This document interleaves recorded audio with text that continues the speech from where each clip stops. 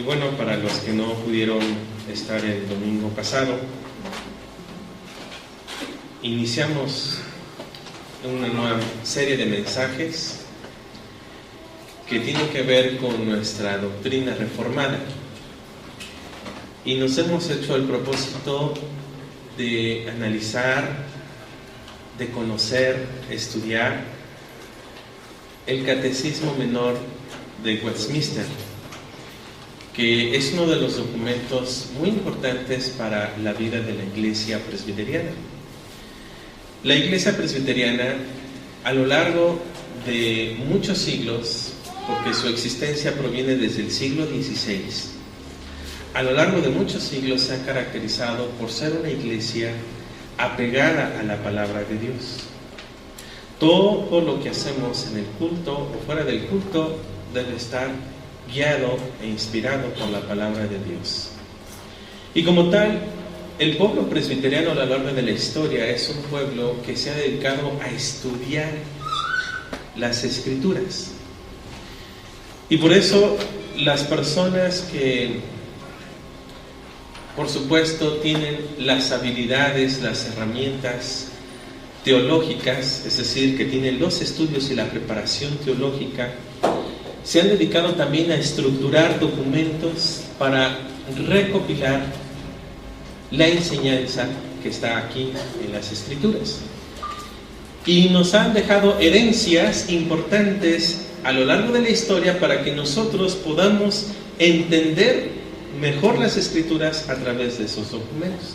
Y por eso fue la creación de diferentes confesiones de fe, credos y catecismos.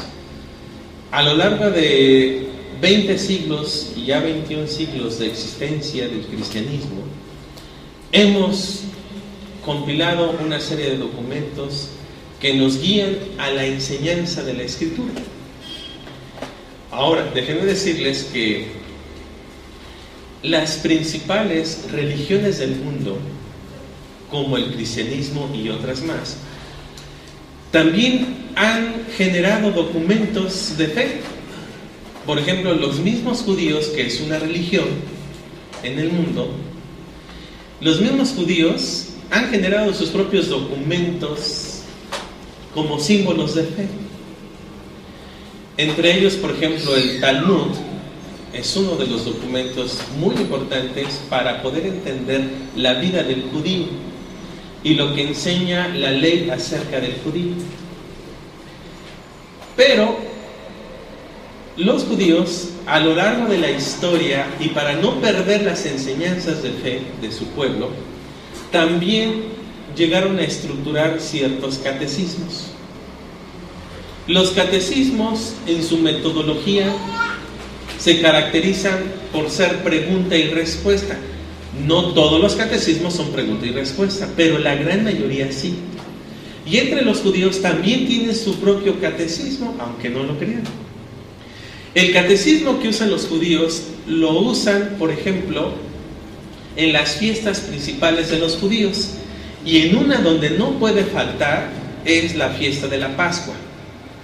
Cuando los judíos se reúnen en familia y hacen todo lo que indica la ley de Moisés acerca de asar la carne y las hierbas amargas y el vino, antes de tomar los alimentos, realizan una pequeña liturgia en la mesa dirigida por el padre de familia. Y para facilitar esa liturgia, los judíos a lo largo de la historia crearon un pequeño catecismo, y ese catecismo lo usan justamente en la fiesta de las Pascuas. Entonces, el padre de familia es el encargado de abrir el catecismo y de decir la primera pregunta. Y ahí, reunidos en familia en la Pascua, los niños, sobre todo los niños y los jóvenes, y más todos los integrantes de la familia, responden a cada una de las preguntas. Por lo tanto, previamente, los niños tienen que memorizar el catecismo. Una de las preguntas de ese catecismo que se usa en la Pascua es cuando el padre de familia le pregunta: ¿por qué estamos haciendo esta celebración el día de hoy? Y los niños responden, porque estamos recordando el día que nuestro Dios, Adonai, el Señor, nos sacó de la esclavitud de Egipto. ¿Y qué significa las hierbas amargas? Y los niños responden, significa que tenemos que recordar que representa todos los sufrimientos que nuestros antepasados sufrieron por la mano de la esclavitud hecha por los egipcios. Y así el padre de familia pregunta y los niños responden. Así que para que vean, en las principales religiones del mundo también poseen catecismos.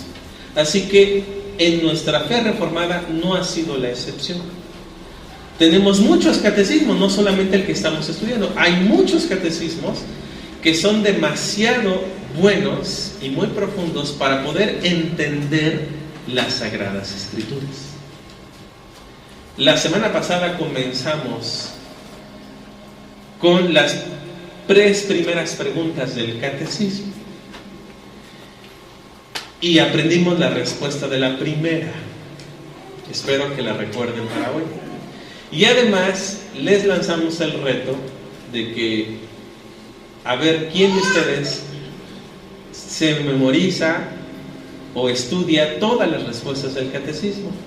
Y al final de la serie vamos a hacer preguntas aleatorias y alguien las va a responder.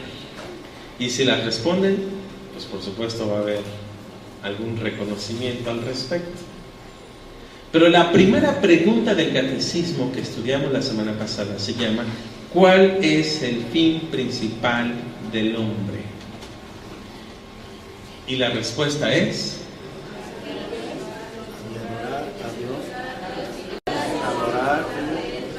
tiene que ser completita.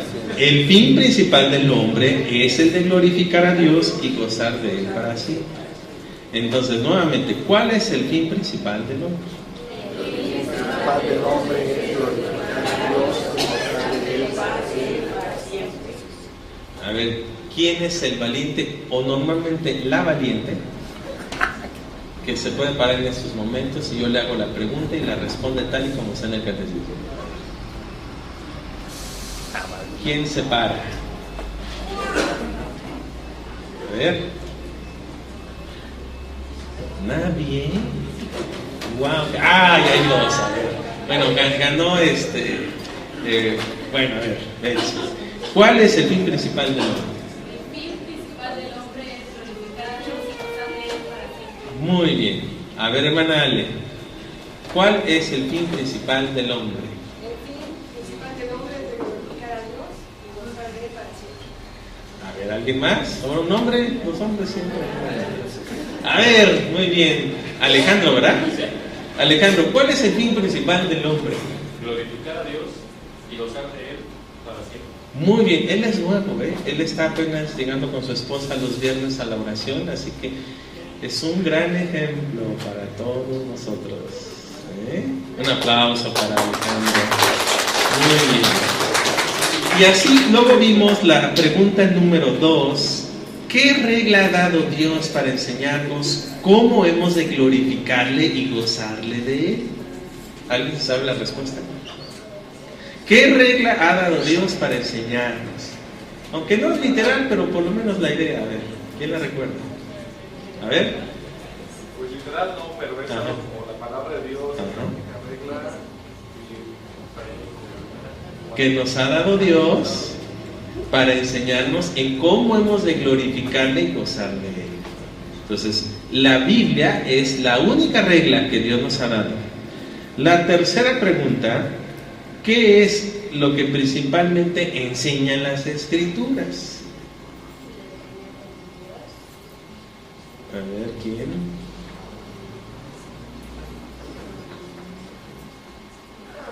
Nadie la recuerda. A ver, hermana, ¿sí? ¿Hermana Blanca? Lo que Dios quiere de nosotros. Ajá. enseña, voy a decir la respuesta, lo que principalmente enseña las Escrituras es lo que el hombre ha de creer en Dios y los deberes que Dios le impone al hombre. ¿Sí? Entonces, ahí está el reto. Pueden bajar el catecismo en la página web, está en nuestra iglesia, váyanse a la página web, bajan el catecismo, ahí está, preguntas y respuestas. El día de hoy vamos a ver el segundo mensaje titulado Dios y los decretos. Por ahí aparece el título. Y la cuarta pregunta del catecismo, hoy no vamos a ver pregunta por pregunta, pero sí la cuarta pregunta nada más. La cuarta pregunta es una pregunta muy sencilla de hacer, pero muy difícil de responder. Fíjense, muy chiquitita. La cuarta pregunta es, ¿quién es Dios? ¿Quién es? Por cierto, quiero decirles que en la iglesia vamos a estudiar todos el catecismo. En el mensaje vamos a ver las generalidades, un resumen del catecismo, pero en el CEBIT, ya muy pronto, en septiembre, inician las clases de catecismo menor. Los niños menores de 10 años van a estudiar el catecismo infantil, entonces no dejen de traer a sus hijos al CEBIT, porque van a estudiar todos el catecismo infantil. Y los primarios, superiores y preadolescentes y jóvenes van a estudiar el catecismo menor, ¿sí? Entonces todos a estudiar lo mismo. ¿Quién es Dios? Ahí aparece la respuesta. Dios es un espíritu infinito, eterno e inmutable en su ser.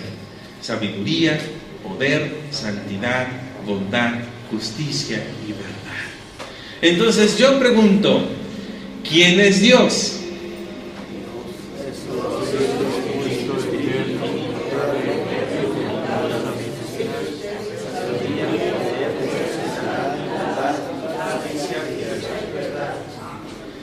Vuelvo a preguntar, ¿quién es Dios?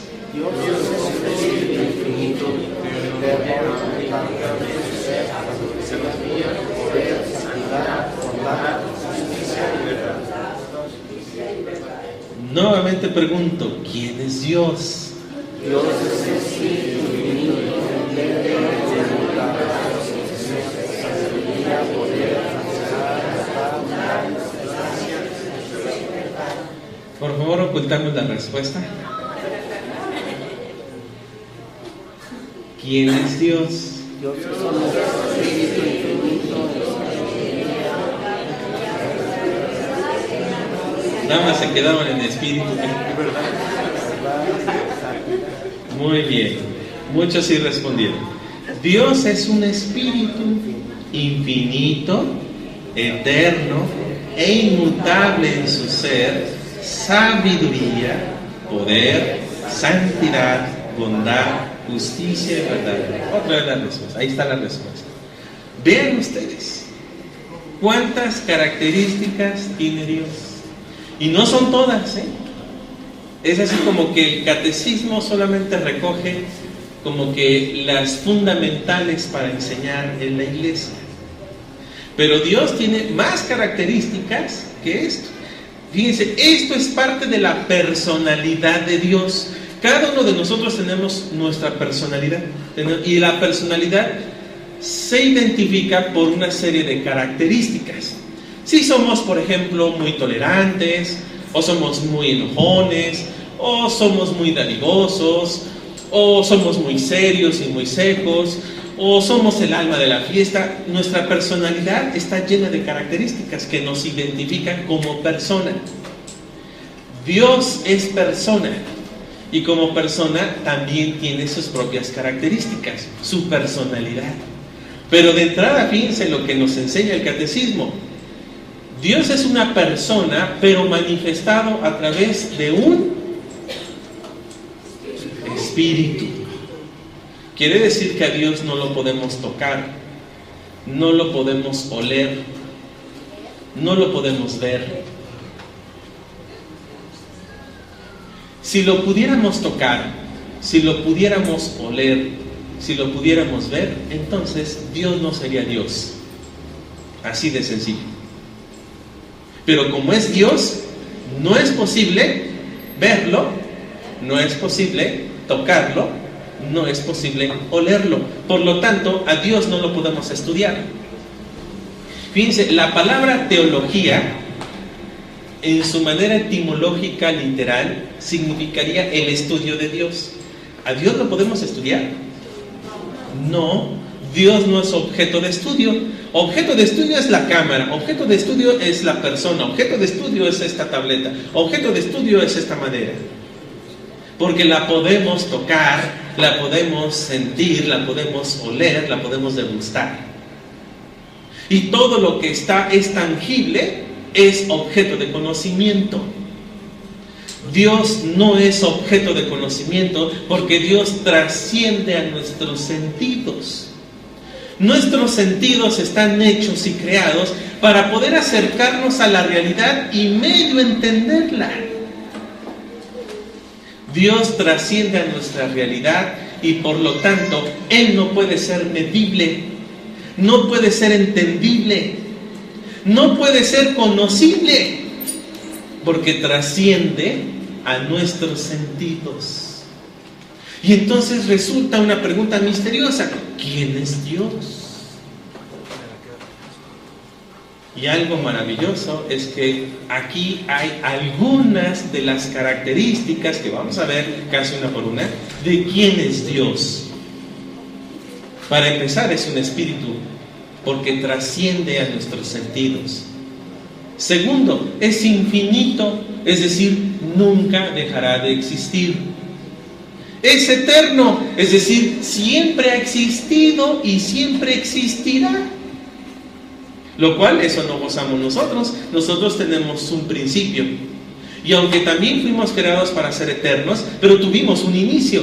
Dios no tuvo un inicio. Mi hijo Aarón, que anda por aquí, a los 4 años me preguntó: oye papá, ¿y quién fue la mamá de Dios?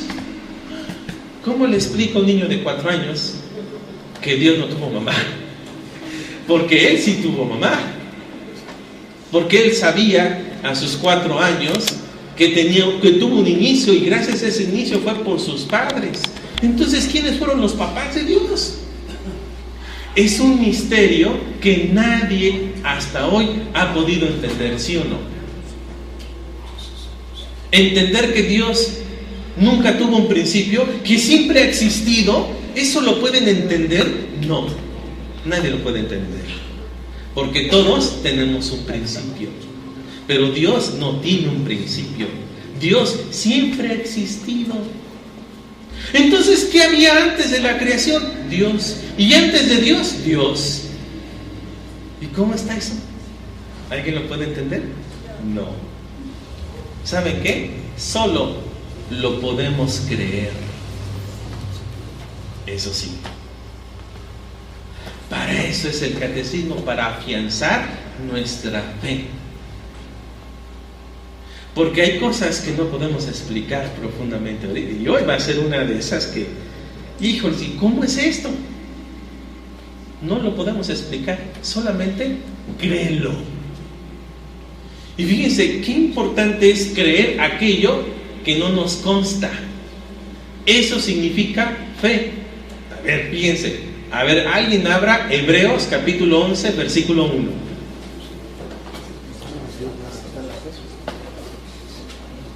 Y que lo lean, para que vean qué es la fe.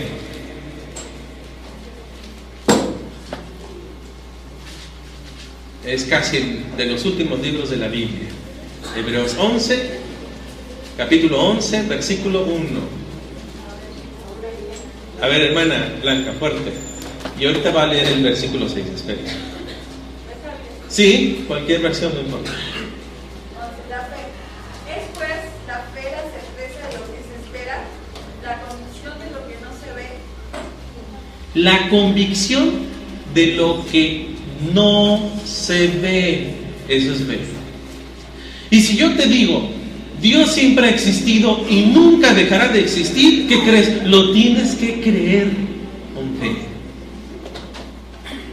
Pero ahora fíjense, el versículo 6 es más fuerte. A ver, hermana. ¿Sí? ¿Hermana Luz?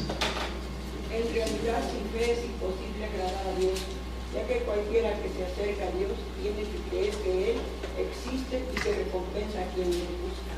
No lo puedes ver, no lo puedes tocar, pero tienes que creer que existe. Esa es la fe.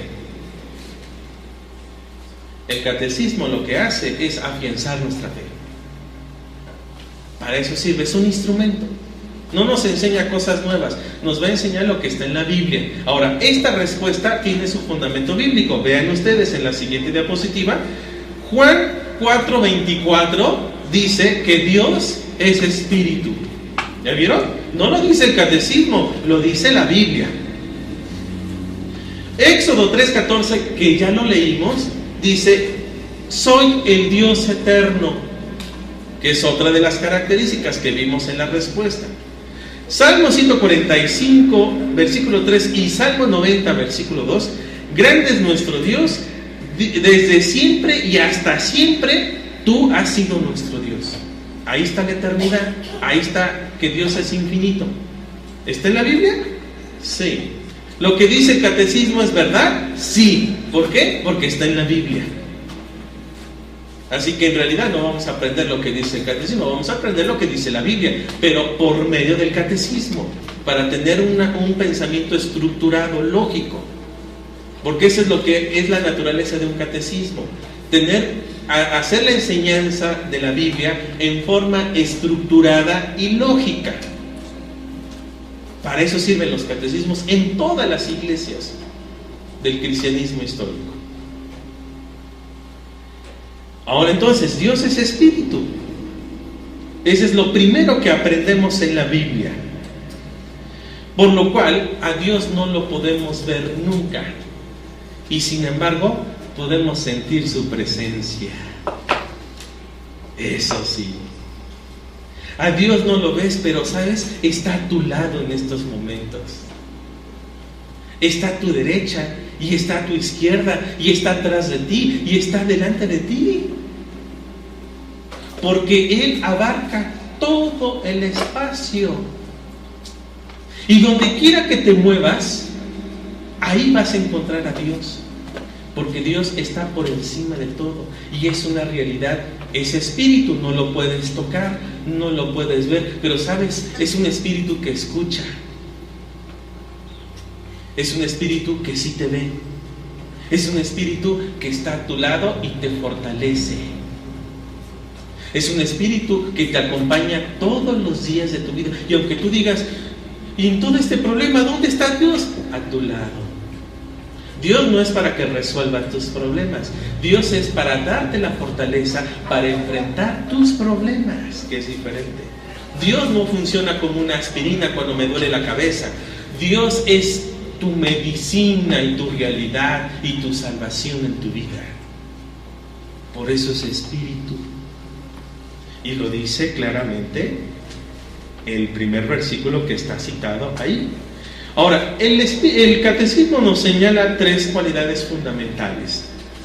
Que este espíritu, que es Dios, dice que es un espíritu infinito, es un espíritu eterno y es un espíritu inmutable.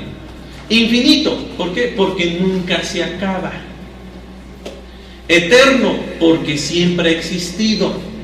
Entonces vean la diferencia entre infinito y eterno. Infinito es que siempre durará. Eterno es que siempre ha existido. Esa es la diferencia, sí. Sería bueno que se traigan sus cuadernos para que anoten. Esto es muy importante. O anoten en sus celulares. Y además es inmutable. La palabra inmutable significa que no cambia. Entonces, si Dios dice sí, siempre será sí. Y si Dios dice no, siempre será no. Porque Dios no cambia. Los que cambiamos somos nosotros. Nosotros podemos hacer muchas promesas y no cumplir la mayoría, ¿verdad? ¿Sí o no? Siendo honestos. Dios hace una promesa y ¿qué crees? Siempre la cumple.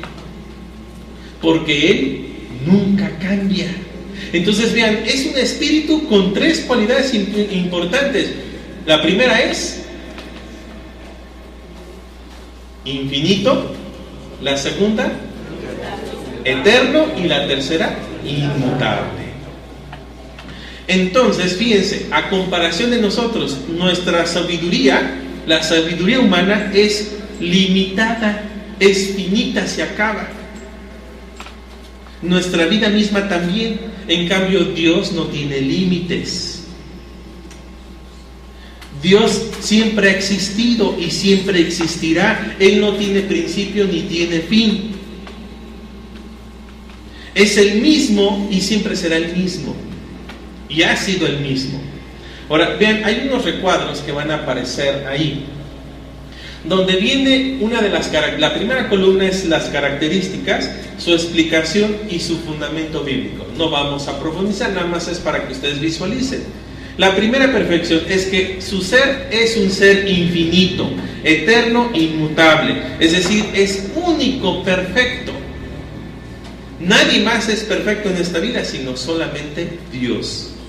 Esto quiere decir que todos los demás seres, como los ángeles, los hombres, los animales, dependen de Él.